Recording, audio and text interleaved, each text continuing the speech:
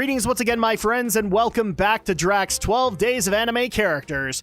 And without further ado, let's get into the next entry with Roy Mustang from Full Metal Alchemist Brotherhood.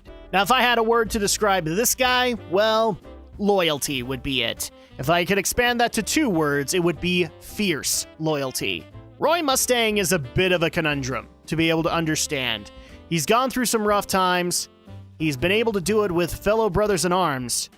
And when you mess with them, you might as well have been messing with the entire army of Amestria, because he ain't stopping until you're an inferno of your former self. Another cool aspect of Roy Mustang is, people might remember when I mentioned Naraku, I love the fact that he's a subtle manipulator, and that is actually a really great villainous archetype. But occasionally, it can work in heroes and even in side characters, which Roy Mustang would be. And in this case, he's not necessarily playing things to gain ultimate power, but more to gain a foothold in the military complex. He's getting himself promoted so that he can then eventually help out his friends from being the top of the food chain. And that's an admirable trait. Especially when you look at all of the other generals that are portrayed around him, he's probably the best pick amongst them. But I have to admit, it's not necessarily just his quirky personality in 2003's Full Metal Alchemist, or his loyalty to his friends, or his manipulation of the military complex. It is, when you mess with his friends, or when you killed one of his friends, he ain't stopping. He'll melt whatever part of you he can actually get his hands on, especially where he can snap his fingers within range, and he ain't stopping until you're a husk.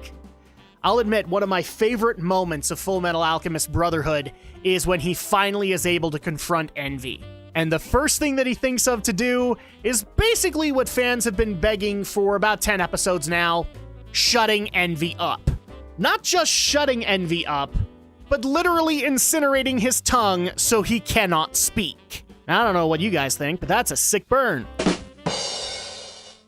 Seriously, I'd feel that for weeks. But nonetheless, his overall character, both in the 2003 series as well as in Brotherhood, is one of merit.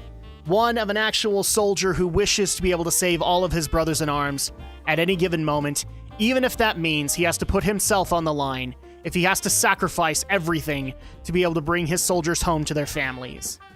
And it's just unfortunate that he wasn't able to do it for as many as he would have liked.